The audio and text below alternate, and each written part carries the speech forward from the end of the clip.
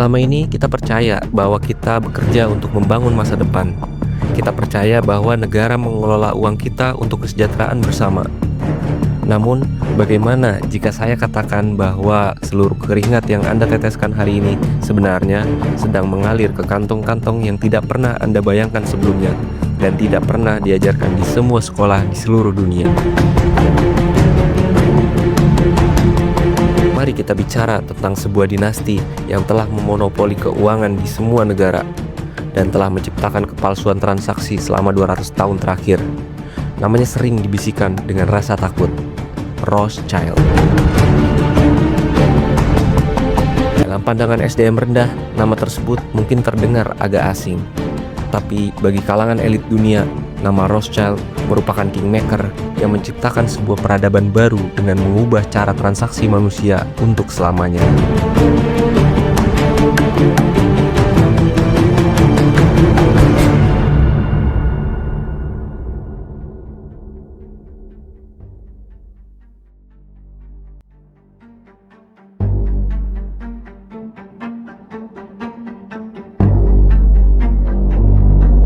Jauh sebelum kita mengenal aplikasi perbankan di ponsel kita, keluarga ini telah meletakkan pondasi sebuah sistem yang sangat jenius sekaligus sangat kejam. Mereka memahami satu hal yang tidak dipahami banyak orang. Beri aku kendali atas uang suatu bangsa, maka aku tidak peduli siapa yang membuat hukumnya. Perbankan modern bukan lahir dari kebutuhan publik. Ia lahir sebagai sebuah bisnis keluarga. Sebuah bisnis yang tujuannya bukan untuk membuatmu kaya, melainkan untuk memastikan bahwa kamu akan selalu berhutang.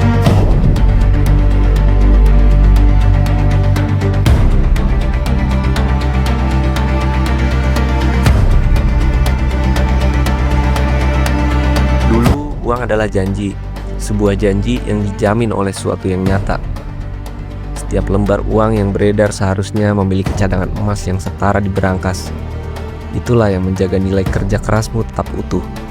Namun, para arsitek perbankan ini melakukan sebuah pengkhianatan besar terhadap peradaban. Mereka memutuskan ikatan antara uang dan emas. Mereka menciptakan apa yang kita sebut sebagai fiat money, uang kertas yang nilainya hanya berdasarkan kepercayaan. Sejak saat itu, uang tidak lagi menjadi penyimpanan nilai, melainkan menjadi alat manipulasi. Mereka bisa mencetak uang sebanyak yang mereka mau, seperti Anda harus memeras otot dan pikiran Anda hanya untuk mendapatkan beberapa lembar di antaranya. Inilah awal mula mengapa harga barang terus merangkak naik, sementara nilai tenagamu seolah jalan di tempat. Pernahkah Anda merasa pusing karena meski gaji naik, Anda tetap merasa kekurangan? Itulah hasil kerja sebuah monster bernama inflasi. Inflasi bukanlah sebuah bencana alam. Ia adalah sistem yang dirancang ketika bank sentral yang banyak orang yang tidak tahu sebenarnya memiliki hubungan erat dengan kepentingan swasta internasional, yaitu mencetak uang baru. Nilai uang yang ada di dompetmu saat ini secara otomatis akan berkurang. Uang yang Anda kumpulkan dengan susah payah selama bertahun-tahun perlahan-lahan dicuri nilainya lewat kenaikan harga barang. Anda bekerja 10 jam sehari, namun sistem ini secara diam-diam mengambil 2 jam dari hasil kerjamu lewat penurunan daya beli. Kita semua berada di dalam sebuah treadmill raksasa. Kita dipaksa berlari lebih cepat hanya untuk tetap berada di posisi yang sama. Inilah alasan mengapa kerja laki-laki saat ini terasa jauh lebih sulit, karena kita sedang mengejar nilai yang terus-menerus sengaja dijatuhkan. Banyak yang mengira bank sentral adalah bagian sepenuhnya dari pemerintah yang membela rakyat. Struktur perbankan dunia, termasuk yang merambah ke Indonesia, berinduk pada sistem yang diciptakan oleh para elit swasta global. Mereka adalah tuan yang sebenarnya. Mereka tidak butuh cambuk untuk membuatmu bekerja. Mereka hanya butuh menciptakan sistem uang dan inflasi. Ketika bank meminjamkan uang dengan bunga, mereka menciptakan uang yang sebenarnya tidak ada.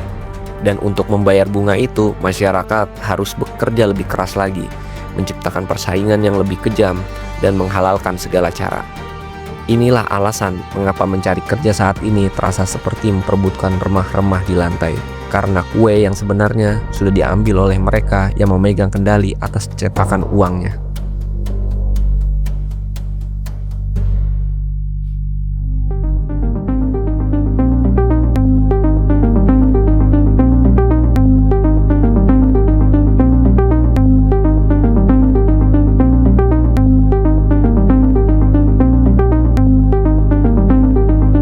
Banyak dari kita yang tumbuh dengan keyakinan bahwa bank sentral adalah benteng pertahanan ekonomi rakyat. Kita melihat logo-logo megah itu dan merasa aman. Namun, sejarah perbankan di Indonesia memiliki akar yang jauh lebih kompleks dan kelam dari apa yang diajarkan di buku sekolah. Dan yang perlu Anda tahu bahwa Bank Indonesia pada awal berdirinya adalah hasil nasionalisasi dari De Javaske Bank, sebuah bank milik swasta Belanda yang sudah lama menjadi bagian dari sistem keuangan global. Meskipun namanya berubah, fondasi sistemnya tetap sama. Kita masih menggunakan sistem perbankan berjenjang yang tunduk pada aturan-aturan internasional yang dibuat di Basel, Swiss.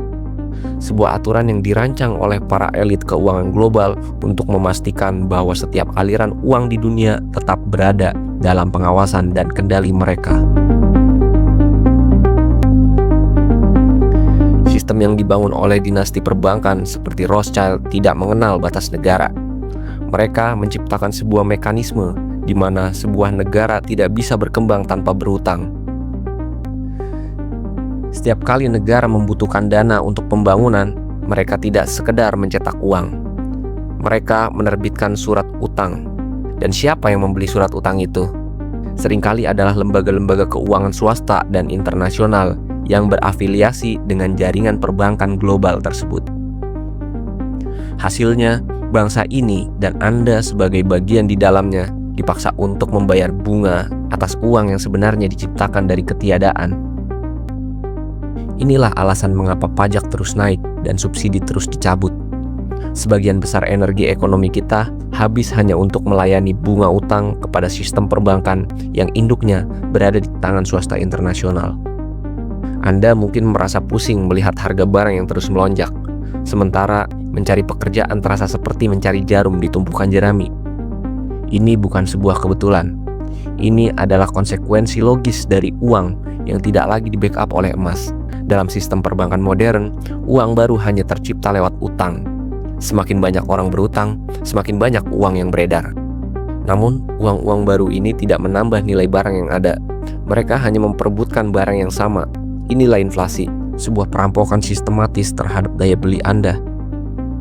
Sistem ini sengaja membiarkan nilai uang jatuh agar Anda terpaksa terus bekerja lebih keras, lebih lama, dan lebih kompetitif. Mereka butuh Anda tetap sibuk bekerja agar tidak sempat mempertanyakan mengapa hidup terasa semakin sulit meski teknologi semakin maju. Di masa lalu, perbudakan dilakukan dengan cambuk dan rantai besi.